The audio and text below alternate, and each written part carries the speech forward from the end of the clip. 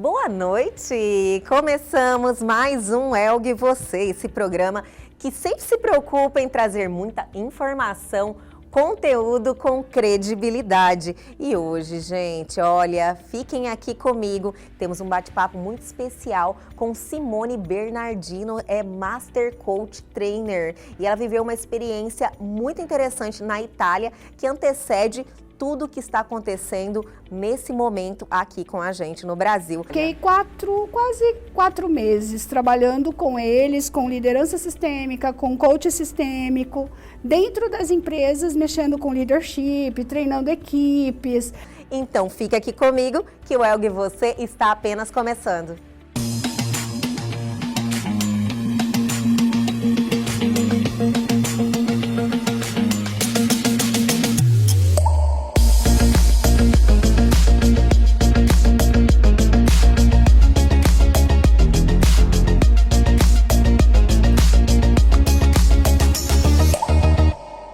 E agora eu quero convidar vocês a darem uma volta, a conhecerem de pertinho essa loja que acabou de inaugurar aqui. É um presente para nós cuiabanos. Precito, o atacado da cerveja, que fica aqui na Miguel Sutil, pertinho da rotatória da Orla, um pouquinho antes da Ponte Nova. Gente, aqui vocês encontram cerveja geladinha e ainda aceita cartão. Vamos comigo dar uma volta nessa super loja? Venha!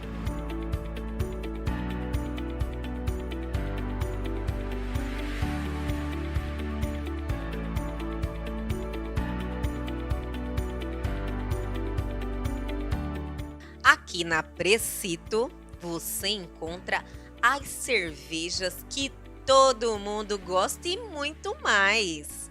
A loja é ampla e com muitos itens exclusivos nesse universo dos amantes da cerveja, o que faz estar aqui na loja uma experiência deliciosa. E além de tudo isso, a cerveja é geladinha e com o melhor preço da cidade. Deem uma olhadinha nessa loja maravilhosa.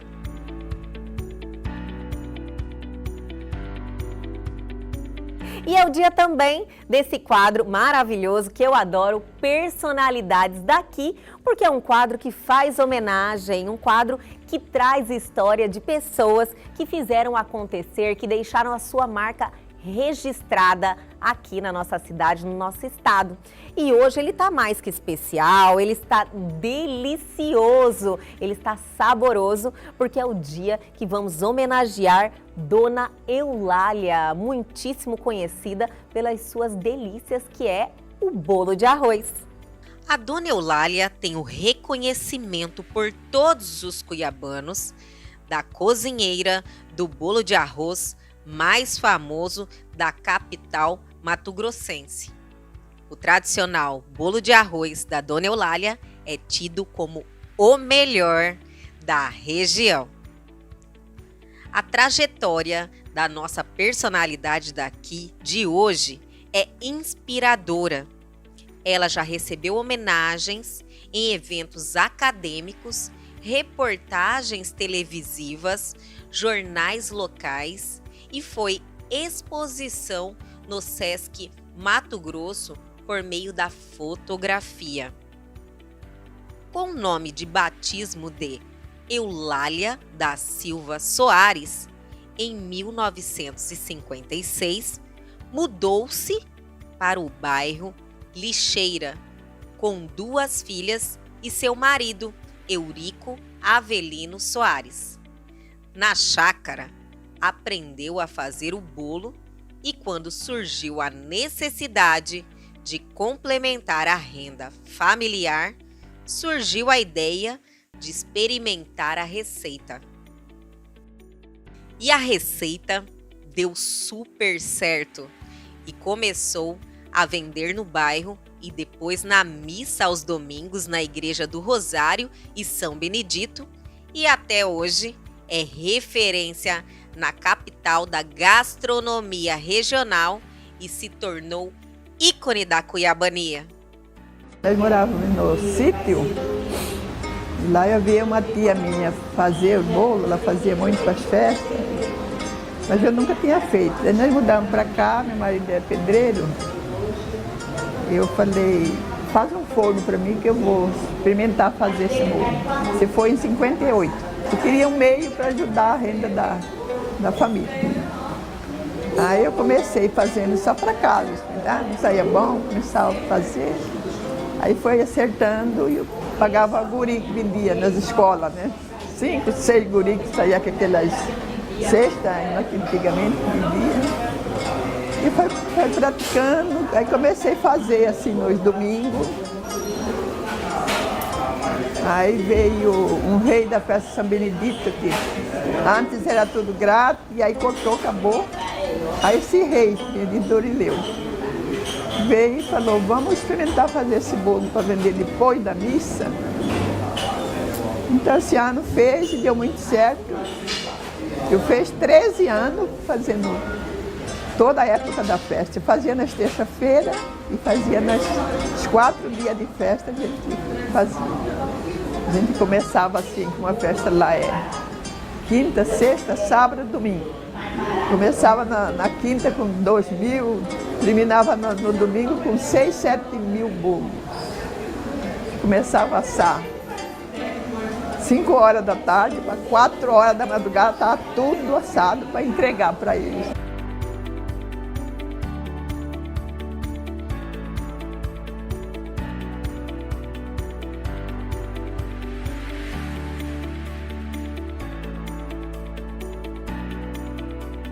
E agora, Welg, você vai trazer um clima delicioso, porque música sempre é bom e talento também. Estou aqui do lado de um talento, João Reis. Primeiro eu quero te agradecer por nos receber aqui na sua casa, João. Eu que agradeço por virem, estar aqui na minha humilde residência, meu quintalzinho, um clima bem à vontade, bem em casa mesmo. Obrigado. E bem seu, né? Aqui ele tem um cenário que é do seu show, que tem umas fotos especiais. Inclusive, eu vou mostrar para vocês algumas fotos que ele separou aqui para compartilhar com a gente. Mas de início, eu quero que você conte um pouquinho da sua história, da sua trajetória, como é que a música nasceu no seu coração? Certo. Então, aproveitando o gancho das fotos, no meu cenário eu sempre coloco imagens que marcaram a trajetória da minha carreira e da minha vida, né? Porque o meu trabalho ele tem sempre esse toquezinho de autobiográfico. Então, eu comecei na música, a descobrir a música. Eu falo que eu descobri um pouquinho tarde, porque minha mãe trabalhava com cerimonial, fazia eventos e tal, e aí eu não era muito ligado assim em ouvir música, ela que colocava pra gente ouvir no carro. E eu nunca tinha assim, uma ligação de música, aquela coisa profunda. Até que um dia eu ouvi numa novela, alguma coisa assim, uma música do Lenine, uma música chamada Paciência. E aí eu senti um negócio que eu não sabia explicar o que era, porque eu era uma criança ainda, eu devia ter uns 10 anos, 11 anos de idade, e eu nem sabia o que a letra significava, algo assim, só que eu senti um negócio. Falei, cara, tem um negócio aí. E aí começou um mergulho para nunca mais voltar. Algum tempo depois eu comecei a fazer aula de violão, veio uma febre de aula de violão na escola, juntei os meus amigos e a gente resolveu fazer uma bandinha. Começou a dar certo, começamos a tocar na noite e tudo mais. E aí, secretamente, por trás ali dos bastidores, eu comecei a compor, comecei a escrever as minhas próprias músicas. Só que eu não mostrava pra ninguém, era só pra mim. Eu tinha uma vergonha, assim, um medo horrível de mostrar as minhas músicas, então eu guardava só pra mim. Eu fui compondo e fazendo muita música, bastante coisa. Na bandinha a gente tocava músicas autorais, mas nenhuma minha naquela época. Até que... Nem para os seus companheiros de banda, nada, você não abria seu talento. O que era? Era uma... Como é que eu posso falar? Uma insegurança? Com certeza, na época era uma segurança muito grande, porque esse ato do compositor, quando a gente escreve alguma coisa, é interessante porque ele é um ato de vulnerabilidade. Você precisa se abrir, você precisa se desnudar para conseguir colocar aquilo numa música, numa obra, falar sobre aquilo que está te incomodando ou contar uma história, alguma coisa assim. Então tinha muito disso, desse medo de mostrar essa vulnerabilidade. Só que aí eles foram descobrindo que eu compunha, e até foi um motivo de quase uma briga, porque todo mundo ficou, como assim? Você escreve e não teve coragem de mostrar pra gente. E aí a gente foi seguindo com essa banda, tocando, continuei compondo e tal, até que profissionalmente mesmo eu acabei indo pro lado do teatro. Olha, Sim. você vê que a artista transita por várias áreas, né? Isso, a gente acaba indo para tudo que é lado que a arte está envolvida. Eu acabei entrando pro grupo Tibanaré, um grupo de teatro bem tradicional, já bem conceituado aqui do estado, como músico-ator, fazer trilha sonora para teatro. Foi aí que eu senti na pele aquela coisa de ter prazo, horário de ensaio, coisas assim, que é o que realmente te torna profissional, né? Realmente te coloca no caminho de fazer disso uma carreira, porque até aquele momento eu não imaginava, não tinha essa pretensão. Eu vou fazer disso a minha carreira, eu vou viver disso. Foi acontecendo.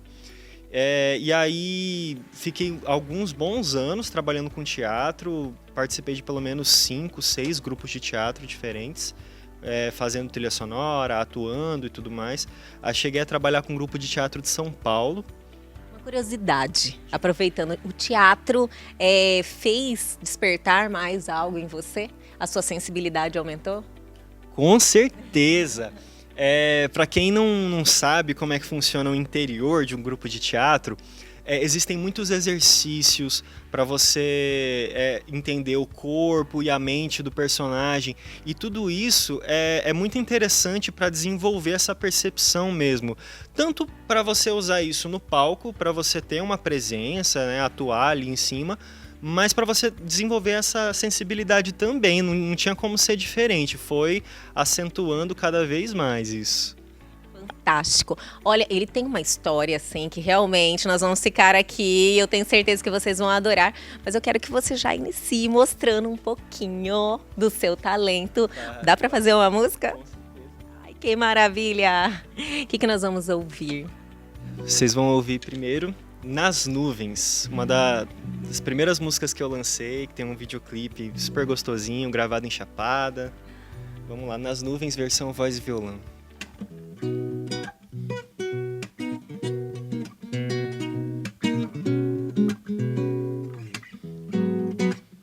Hey, Psyu, você aí no alto, eu tanto salto, ressalto, que tento lhe falar. Hey, Psyu, você é tão sorridente que me seria prudentemente são recuperar meu ar. Sutil como quem valsa no teu céu, como quem ama contra o fel, como uma nuvem.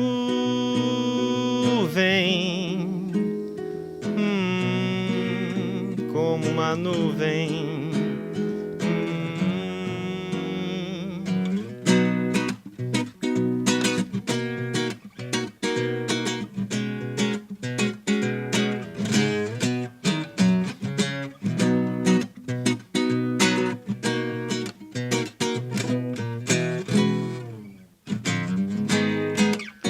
Por um fio tenho a lhe apertar, cada curva, traço impresso no seu rosto. Nunca frio, cuido de ser estar junto a teu sorriso liso, paraíso, voz do teu gosto sutil, como quem valsa no teu céu, como quem ama contra o fel, como uma nuvem, ai, ai, como uma nuvem.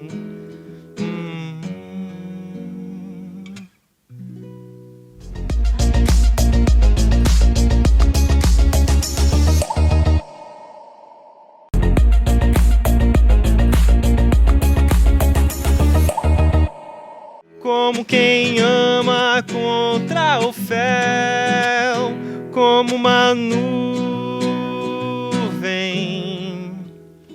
ai, ai, como uma nuvem.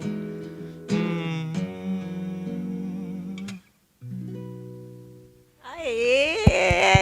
adorei! Esse aí é o estilo preferido, certo? Sim, sim, é esse estilo que une essa coisa do pop com a MPB, uma coisa mais gostosinha de ouvir, um clima mais intimista. Até nos shows, banda completa, né, bateria, guitarra, contrabaixo, a gente gosta de tentar trazer esse clima, uma coisa bem intimista, tocar baixinho. Nós estávamos na época do teatro. Estou muito curiosa na sua história. Eu sei que tem muita coisa para vir ainda, mas conta aí um pouquinho mais. Então, aí a gente estava ali, né, na época do teatro, e naquele período eu estava trabalhando só com isso. Só que aí a Ana Rafaela tinha recém... a gente fez uma amizade, né, a gente se conheceu ali com 13, 14 anos de idade, e eu acompanhei todo o processo de quando ela foi pro The Voice e tal, ela tinha recém ido pro The Voice, e aí ela me chamou para trabalhar com ela, bem ali no comecinho dessa carreira pós-The Voice dela. Nesse período, foi ela que me deu um belo pontapé, um empurrãozão para eu começar a mostrar as minhas músicas, me posicionar como artista mesmo, como cantor. Ela foi gravar o primeiro disco dela e ela pediu 2 músicas minhas. Ela escolheu, falou, eu quero gravar essas 2. E uma dessas, ela gravou, chamou a ganhadora do primeiro The Voice, a Ellen Oléria, que topou gravar uma música minha uma época que eu tava ali experimentando com samba e tal. E, não, a gente vai querer ouvir, porém, daqui a pouquinho. Então, que legal, a Ana Rafaela também, ela tem um estilo parecido com o seu também agora, né? E ela mantém. Sim, sim, exatamente. Desde então, a gente foi parceiro durante muitos anos. Quem conhece meu trabalho sabe que a gente tem essa parceria bem recorrente. E de uns tempos para cá, os nossos estilos começaram a conversar bastante. Inclusive, a gente acabou fazendo um projeto conjunto, a gente vai retomar, passando essa situação que a gente está vivendo, chamado A Sós, que somos só nós 2 no palco. E aí a gente toca músicas minhas, músicas dela, com esse formato, né? Violão e voz, algumas percussões e tal. A gente experimenta assim. Hein, João, mas você começou a mostrar essa sua parte de compositor tarde, né? Foi recente, não tem tanto tempo assim. Foi bem recente, tem alguns poucos anos que eu já tô com essa bandeira levantada, mostrando esse perfil, né, da minha carreira.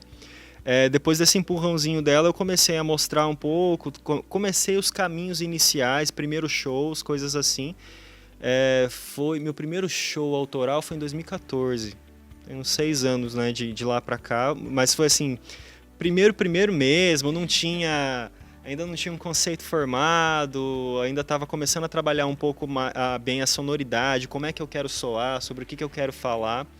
E aí de lá para cá foi evoluindo, fiz vários shows ali pelo Sesc, foi meio que uma cria do Sesc Arsenal, que me deu bastante oportunidade para mostrar as minhas músicas, mostrar meu trabalho. E aí desde então tem sido uma carreira muito frutífera, sabe? Eu pude subir no palco, dividir o palco com artistas que foram meus ídolos desde que eu comecei a compor. Eu cheguei a tocar junto com o Fernando Anitelli, que é o vocalista do Teatro Mágico. Para quem conhece, é uma banda de MPB pop, esse estilo mais ou menos que eu toco. Já teve música emplacada em novela, já fez muitas parcerias com artistas nacionais e tal. E aí eu e a Ana, a gente teve o prazer de subir no palco quando ele fez um show aqui em Cuiabá, e aí ele conhecia, já chegou a ouvir uma música minha, a última música que eu lancei, inclusive. E aí a gente foi tocando, ele foi entrando na música, cantou junto comigo, assim, foi um dos momentos mais felizes da minha carreira. É gratificante, né? E mostra pra gente a música que a Ana Rafaela gravou, as suas primeiras composições autorais, aliás, que você mostrou o seu trabalho, né? Sim. Vamos lá. Já tem um tempo que eu não toco essa. De repente eu até faço um pouco a capela aqui, porque ela é de um estilo que eu já não toco mais. Era uma época que eu tava brincando de fazer samba. Ai, um sambinha todo mundo gosta, né? Vamos ver se eu lembro. Bateu, feito pancada que não vem com dó, e roxeou de solidão maior. Amargurou todo saborear, me vi num mar, por mim, sem os faróis, os olhos pra guiar, sem o teu vento, mão pra me soprar. Na calmaria do teu corpo cais, pensei demais que não deveria só doer saudade. Vai ver, foi só uma birra, minha maldade de querer tudo na minha mão, que o tempo que foi nosso não passasse. Foi um egoísmo de fugir do fato que só moer-se nessa dor tá errado, pois a saudade que me dói também vai ser a mesma que me faz rir. Amei! Como não gostar? Você é um talento, João. Muito obrigado. feliz mesmo de estar aí conhecendo o seu trabalho. E me fala quais são os seus projetos futuros. Agora nós estamos num tempo parados, porém, tudo vai voltar ao normal. E o que você está pensando para frente, para o seu futuro?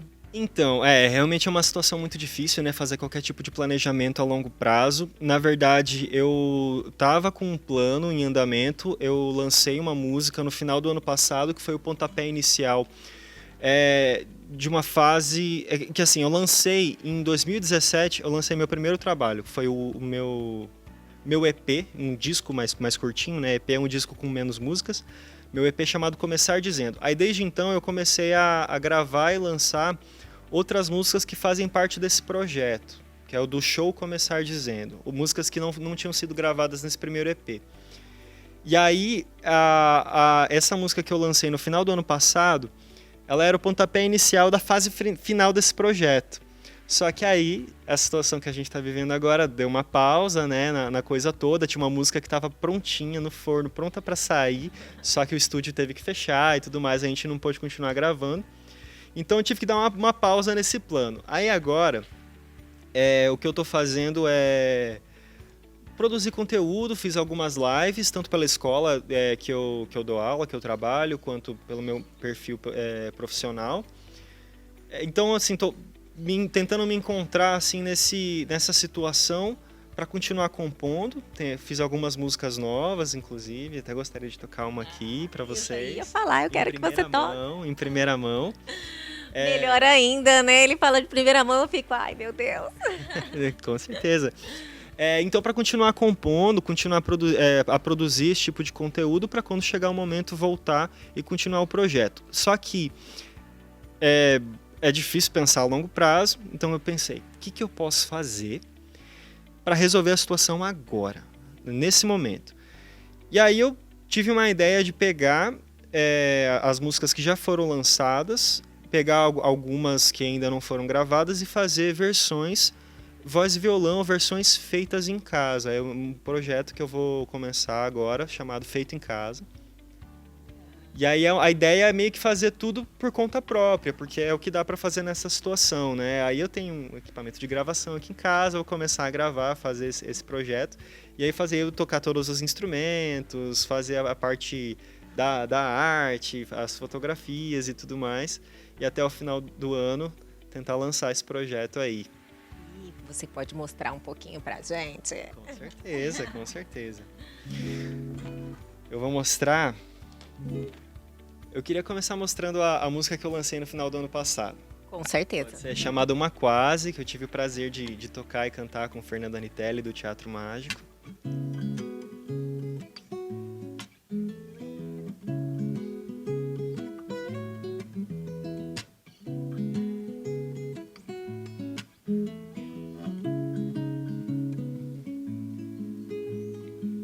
Pensa tanto que extrapola outra vez e diz quantas vezes deu de recontar antes de algo acontecer. Pra que se não suporta o mistério de saber? Contasse do teu medo de sofrer, que eu te contava o meu também. Com que cara eu vou estabanado assim por seu desafiar? quando senti vergonha de dançar e ainda assim me dá a mão. Ai, ai, ai, eu acho que eu fiquei e você foi.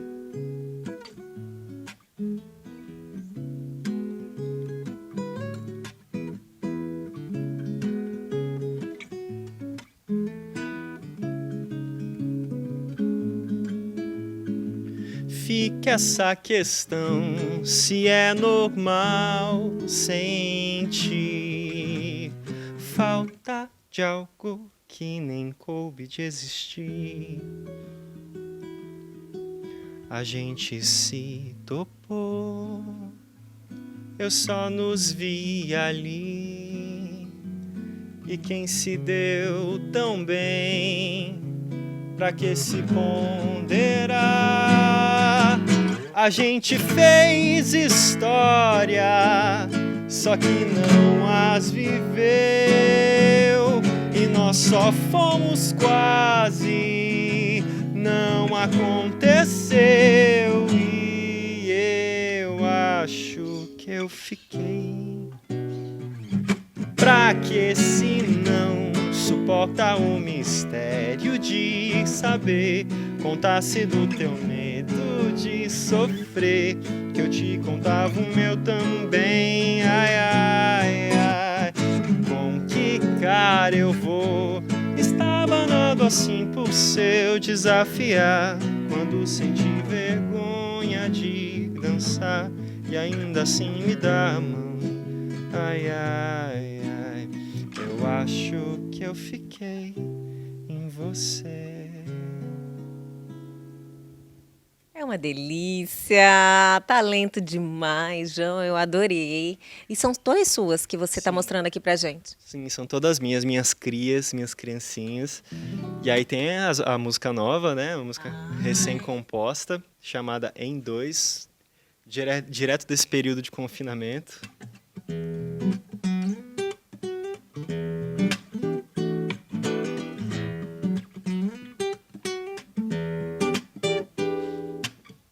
Acorda cedo pra tascar um tapa de água fria na cara.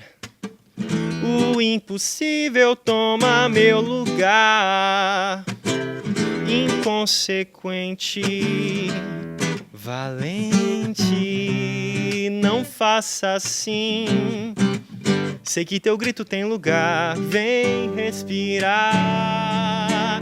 A gente vive pouco quando passa tanto tempo se justificando. O vento já passou e a gente aqui. E sem comprar a briga, nossos pés já estão na pista. Naturalmente cabe ao par em dois seguir. Conteúdo muito rico, né? Eu só quero te agradecer por ter nos recebido, por mostrar aqui seu talento. Foi uma delícia estar aqui com você, viu? E te convidar para voltar mais vezes, aliás, nos convidar para voltar mais vezes, você ir visitar nosso estúdio. As portas estão abertas para você, viu, João? Claro, eu que agradeço pela oportunidade de estar podendo mostrar minha música, mostrar meu trabalho, de recebê-los aqui no meu quintalzinho, no meu ambientezinho. Com certeza eu volto, a gente faz outros programas, é só convidar que eu chego, que eu apareço. Muito obrigado mesmo, muito obrigado pela iniciativa de mostrar a cultura local, de mostrar os talentos locais. A cultura cuiabana e mato-grossense agradece muito. Eu fico muito feliz, é um prazer. E nós vamos continuar, tem mais Elgue Você hoje, nós vamos diretamente para o estúdio, mas é daqui a pouquinho, logo após o comercial, a gente já volta em instantes.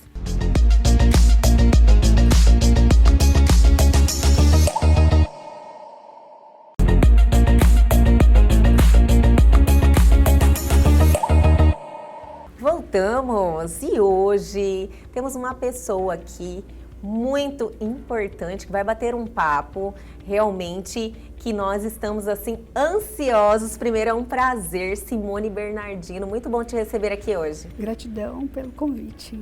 Simone, você viveu uma experiência há pouco tempo.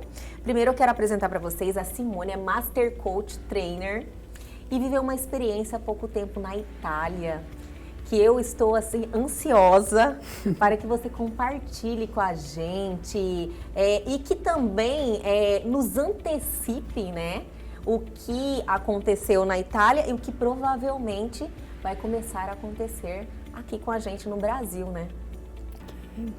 Então, é um reinventar, né? A gente está numa fase de reinventar. E o que aconteceu lá? Eu fui morar, passar uma temporada por conta da minha cidadania, que eu estava buscando, só que a minha função, aquilo com que eu trabalho, me facilitou chegar em determinados lugares. Eu digo que a Itália me recebeu de tapete vermelho.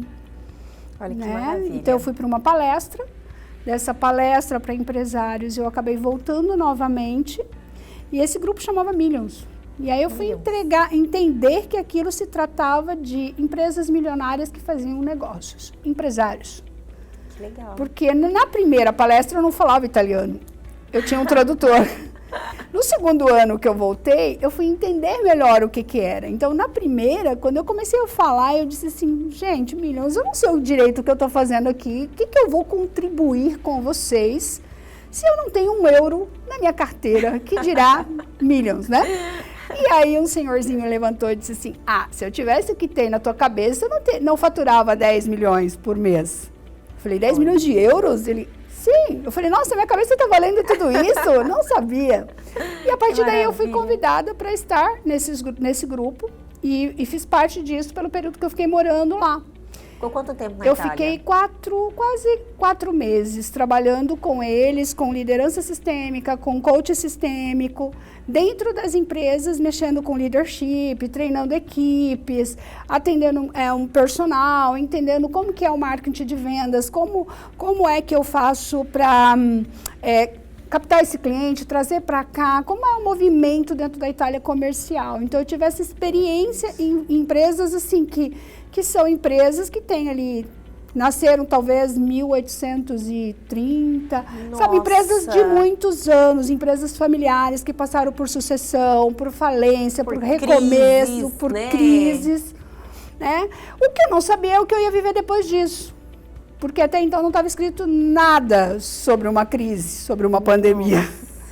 Né? E isso tudo foi antes. Isso foi antes. E quando eu voltei, eu continuei atendendo e ministrando os treinamentos online, porque eu voltaria agora, em maio, para o curso presencial que eu dou lá. E aí o que aconteceu nesse período? Explodiu a pandemia e o meu curso também não aconteceu lá, mas ele aconteceu online. E eu trabalhei com esse grupo de empresários durante esse período todo, durante e agora no encerramento, na transição, né, na inovação para esse momento novo. Então, quando chegou a crise para a gente aqui no Brasil, não era uma experiência que eu não tinha vivido. Realmente, você viveu tudo aquilo com a Itália. E assim, muito sofrimento, muita dor, muitas perdas, muita dor, né? Muitas mortes, né? Então, o empresário, o empreendedor, ele tinha que estar com a cabeça, com a ideia mental, com a cabeça muito bem preparada, porque todos os dias que ele chegava tinha 2, 3, 4, 5, 10, às vezes 15 falecimentos. Nossa. Como lidar com esse luto dentro da empresa? Como lidar com o medo da contaminação? Como fazer a produção acontecer mesmo sem esse líder estar lá dentro? Então, esse foi o grande desafio que a Itália teve que se reinventar e foi um grande aprendizado para mim. Porque agora, atendendo no Brasil, eu trouxe essa expertise de lá, o que eles fizeram, o que deu certo, o que não deu, o que a gente pode fazer. E é isso que nós queremos saber. Quando me passaram em relação a essa sua experiência, eu falei, meu Deus, que fantástico nós podermos ter contato com uma pessoa que já tem uma bagagem. Né? Isso foi Porque foi muito nós forte. somos reflexo do que já aconteceu em muitos países. Sim. Né? E às vezes de uma forma bem mais agressiva, Sim. como o caso da Itália. Eu atendo até hoje Itália, e Suíça e França. E os Estados Unidos também. Então, e eu trabalhei nesse período online com essas equipes daqui para lá, dando treinamento. Então, você começa a ver não só o desafio mental, mas o comportamental. Então, como eu tenho dito muito em alguns treinamentos que eu tenho feito, nós não preparamos uma equipe aqui no Brasil para um trabalho home office. Nós não preparamos líderes, nós preparamos com microgerenciamento. Ou seja, alguém precisa ficar em cima para que você execute. Então, o próprio empresário, ele olha para o colaborador, para o líder e diz assim, será que realmente vai acontecer se ele estiver na casa dele? Isso existe mesmo, né? Uma dúvida É uma dúvida grande. cruel, porque ele diz assim, ó, você vai estar remunerado prestando um serviço na tua casa, mas qual é o indicador de produtividade que você vai me dar? Porque se aqui dentro você não atingir determinados padrões de metas. Mas a questão não é o colaborador, a questão é, eu não preparei essa equipe para um momento de crise. Claro, crise é crise, problema é outra coisa. Crise é todo o contexto que nós estamos vivendo. Agora, o problema é a decorrência do que vem dessa crise. Então, a decorrência é o quê? Falta de liderança, falta de gestão, organização de tempo. O trabalho home office, ele estava acontecendo de uma forma tímida, né? Muito tímida ainda, já tinha algumas empresas que adotavam por um certo período, alguns dias, só que de uma hora para outra ele teve que se tornar uma realidade, né? E as pessoas realmente não tinham conhecimento de como administrar isso. E não tem ainda, muitos não tem. Não tem, porque quando você está na tua casa, alguém que toca a campainha, já é um desfocou. filho que te chama. Inclusive tem vídeos assim muitos engraçados. Sim, as questões emocionais. E aí entra toda a questão do medo que está pairando, a insegurança, a questão mental, né? Essa questão de, e aí, eu posso ser próximo? Eu posso adoecer a qualquer momento? Isso tudo interfere na produção e no resultado. Então, quando você começa a olhar vários posts com luto, aí tu diz, espera aí, essa realidade é muito... Tá aqui do meu lado. Tá do meu lado, é o meu vizinho, é um parente. Simone, engraçado que isso, pra gente agora, começou a fazer sentido. Porque antes você falava em pandemia, em Covid, mas ainda estava assim num plano mais distante. E agora a gente saiu ali, conversou com alguém ou dá uma olhadinha no WhatsApp, já tem alguém de luto, alguém um pouco na cadeia mais próximo. Então começou a virar uma realidade aqui para nós. E isso na Itália era muito comum, todos os dias acontecendo, e isso levava um resultado para dentro da empresa. Porque nós temos que entender que as empresas são formadas de pessoas. De emoções. Eu não tenho como tirar minha roupa de pessoa porque eu vou entrar aqui para trabalhar. Muitos falam isso, né? Deixa as emoções eu não tenho aqui como. fora. Não tenho. Eu sou um ser humano, graças a Deus, perfeitamente imperfeito. Então eu posso estar com medo, eu posso estar com raiva, eu posso ter todas as emoções primárias muito forte dentro de mim nesse momento. E isso vai impactar a empresa. Então, esse momento é o momento de ir para o jogo, de verdade. As empresas precisam preparar essas pessoas. Eu tenho falado muito isso para os meus treinandos, para os meus grupos. Agora é a hora. Você quer continuar no player, você quer continuar no jogo, você precisa treinar a tua equipe, você precisa capacitar e você precisa se abrir para isso. De que é a realidade. Ou você inova ou você quebra. Quanto é o preço de uma quebra? Nossa. Entendeu? Então, talvez seja muito maior o ticket do que se você realmente parar para treinar uma equipe, não importa se é presencial ou à distância. Por exemplo, eu treinei toda a equipe de muitas empresas na Itália, estando no Brasil, online. Só que o brasileiro ainda tem o tabu do online. Ainda tem. O medo, né? A desinformação sobre o uso da tecnologia. E eles estão muito na nossa frente, né? Nessa questão. Uma coisa que me chamou muita atenção no período que eu morei lá e que eu trabalhei com as equipes presencialmente lá é o seguinte. Por exemplo, no Brasil, a gente para treinamento sábado e domingo. A maioria das empresas lá para um dia de semana. Porque domingo é família. Tipo, eles realmente família. prezam aquele momento de descanso, de lazer. Família. Né? Então, eu entendo que se eu estou te parando aqui num horário que é comercial, você vai me dar o dobro de resultado se eu te treinar. Como investimento. É um investimento empresarial. Como investimento. Né? E é um investimento, porque pessoas são investimento. E agora a gente está vendo exatamente isso. Né? Porque a gente está num momento que a gente vai prestar, sim, atenção em toda a questão da tecnologia. Tá? O marketing digital está ajudando bastante. A gente tem um outro lado, que é como é que eu posso pegar e investir verdadeiramente nesse marketing para que o meu comercial dê um resultado. Sim. Só que tudo isso está linkado com pessoas. E aí, sem essas pessoas você não tem venda, sem essas pessoas você não tem uma empresa. Agora, como é que estão as emoções dessas pessoas? E é disso que eu quero falar, dessas ferramentas que você passou e que teve uma resposta justamente no setor das emoções. Mas aguardem, é daqui a pouquinho, logo após o comercial, a gente já volta em instantes.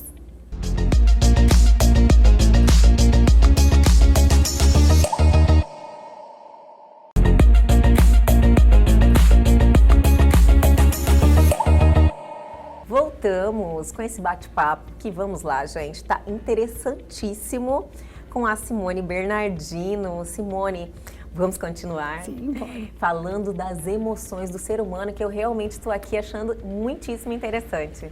Nós somos movidos a elas, né? O tempo todo. E quando a gente está num momento onde a sobrevivência, manter-se vivo, que é exatamente esse contexto que a gente está, essa insegurança que paira sobre saúde, sobre vida e morte, né, o tempo todo, como eu lido com isso no meu dia a dia, isso me faz ter fragilidades emocionais.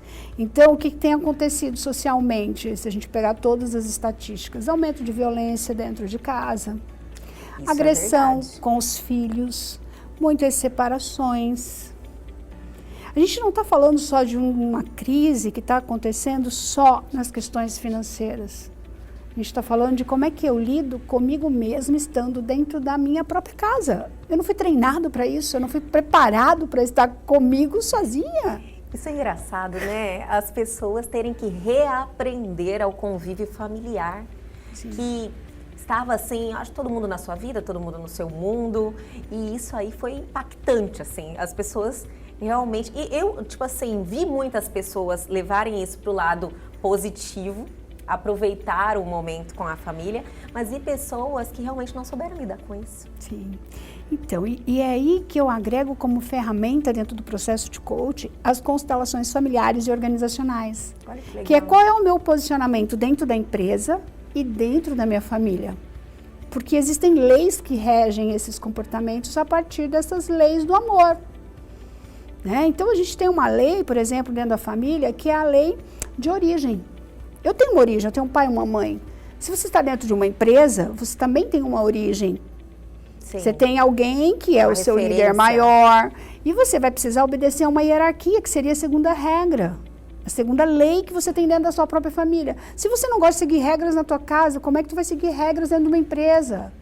É comportamental, é neurociência. Né? Se você não consegue se sentir pertencente, então você também não executa.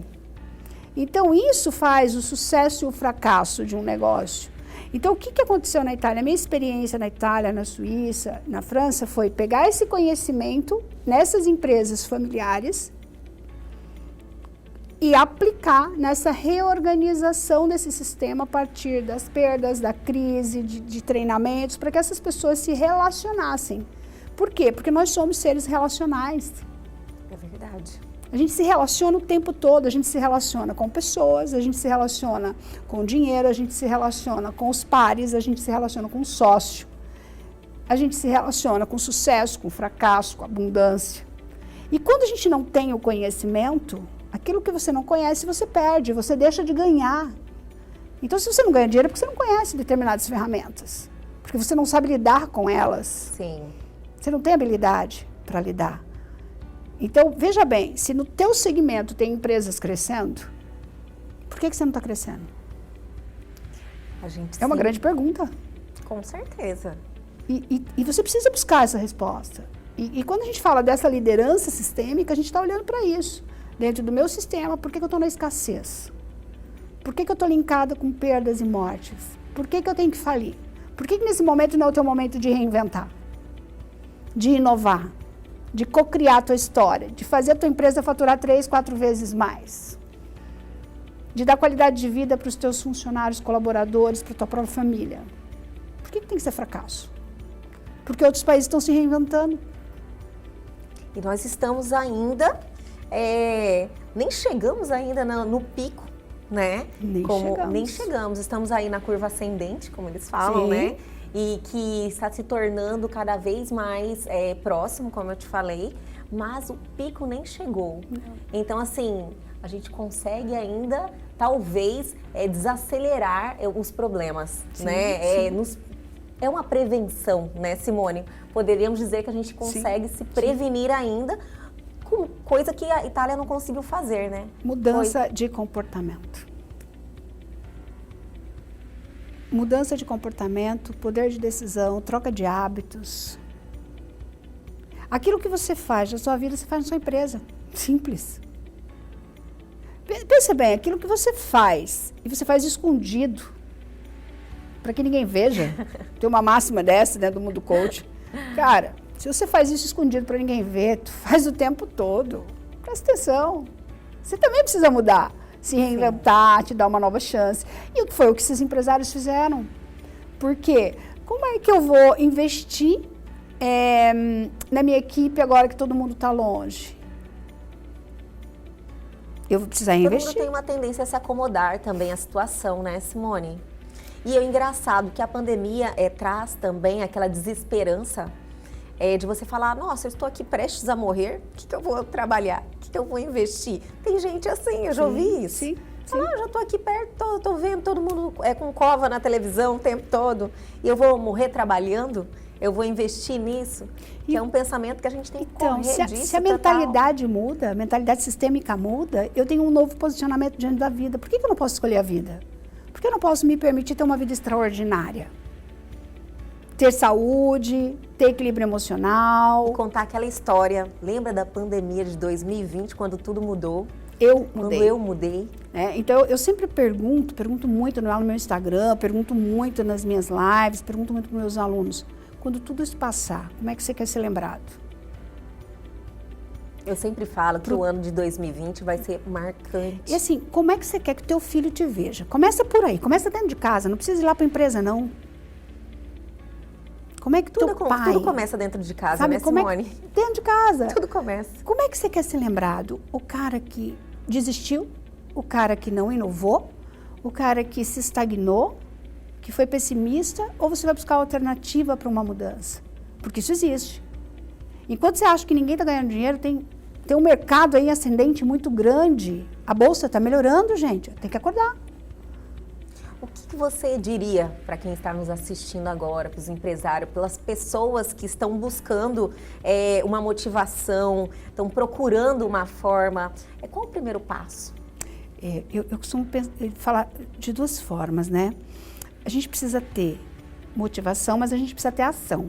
Por quê? Se a gente tiver motivação, a gente está muito no oba-oba.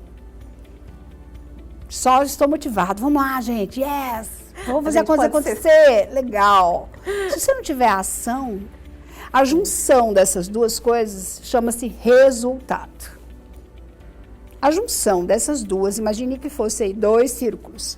Um lado você tem emoção, do outro lado você tem a sua ação. Quando você conecta esses dois, a interseção dela chama-se resultado.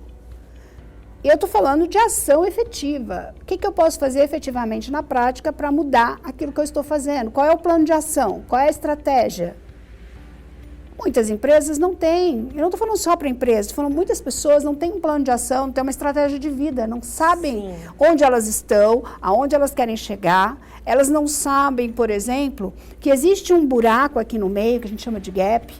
Eu estou com minha situação aqui A, eu quero chegar a B. Mas existe um C, e esse C pode ser a sua pior situação. Chegar a ótimo, maravilhoso, você já pensou, você conquistou aquilo que você queria, você chegou nos seus resultados. E qual a pior coisa que pode acontecer para você? Se você cair nesse buraco? Nada dá certo. Então aí entra as frustrações, as perdas, as falências. Isso tem um custo. Por quanto tempo mais? E é aí que a gente fala de processos elaborados, de estratégias, de métricas, de números, para que garanta que você entenda qual negócio eu estou, qual negócio eu quero estar. Então, eu acho que na vida, como que eu poderia falar numa linguagem simples? Não existe aventureiros. Não. Você realmente tem que ter um projeto concreto. Vou contar uma história para você, posso? Por Contar para favor. vocês aí. Eu estava em Nice, na França, e no primeiro ano, e eu tinha decidido que eu ia abrir um negócio na Itália, porque eu queria sair de Cuiabá e eu queria expandir o meu negócio, eu ia abrir uma empresa na Europa. Bom, e quando chegou lá, eu e uma amiga, que a gente já era parceira de negócios, a gente começou já tinha saído daqui com as estruturas do negócio, do que a gente ia abrir, a gente já tinha ido para as cidades para visitar, né, para fazer o que a gente queria fazer. E aí, lá na França, eu disse para ela, cara, é o último dia nosso aqui, a gente vai voltar para a Itália, de lá você volta para o Brasil, eu vou ficar. Eu quero mergulhar.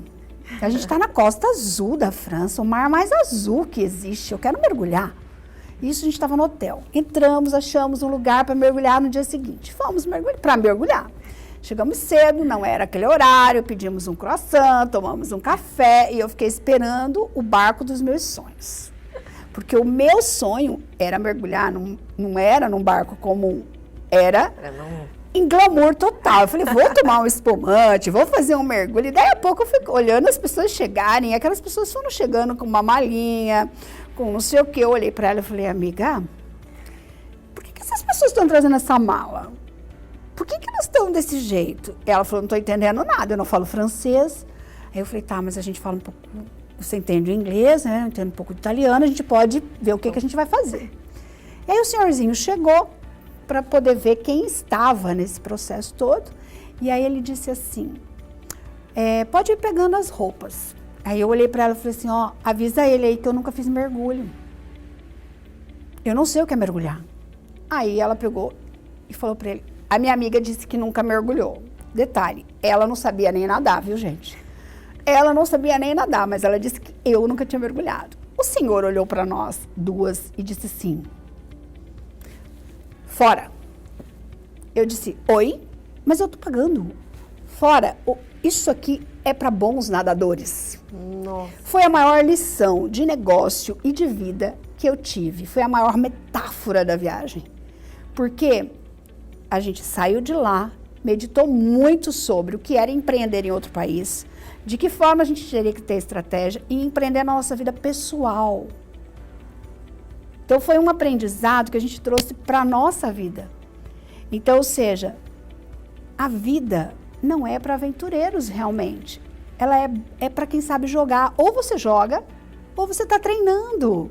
Você está treinando de ser que tipo de pessoa? Você está treinando de ser que tipo de empresário, que tipo de pai, que tipo de mãe? Treino é treino, jogo é jogo. E a vida requer de você algo muito maior. Nossa, Simone, eu tenho certeza que muitos ficaram assim. Está no meu livro novo. Tá no seu... E olha, a Simone, eu também, olha, eu adorei. Ficaria conversando com ela aqui o programa inteiro também, porque, olha, uma oportunidade dessas a gente tem que valorizar. Simone, a Simone é terapeuta também. Sim.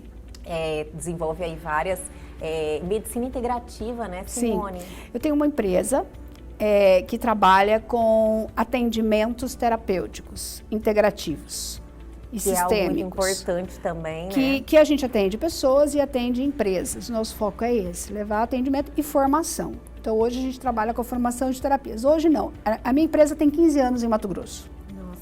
Ela é a primeira do curso de formação de terapeuta do estado e única até hoje. Nossa, e já é um assunto para a próxima vez que você Sim, virar. sim. Eu já estou te fazendo um convite. Muito obrigada. Adorei mesmo. E quero te agradecer por você estar aqui com a gente, Gratidão. compartilhando seus conhecimentos. Sim. E vamos sair daqui, logo eu já vou marcar com ela para ela voltar. Obrigada. Isso. Eu convido a todos a me seguir no Instagram. Isso, passa seus veículos de comunicação, Sim. por favor. Que é o Simone Bernardino Oficial. E o meu canal no YouTube tem vários vídeos falando, explicativos sobre coach, constelação, terapias, que é o Simone Bernardino. Muito obrigada novamente. E é nesse clima que o Elg e você fica por aqui hoje. E se você perdeu algo ou quer mandar sua dúvida, alguma curiosidade, nossos canais de comunicação estão aí na sua tela. É só mandar uma mensaginha.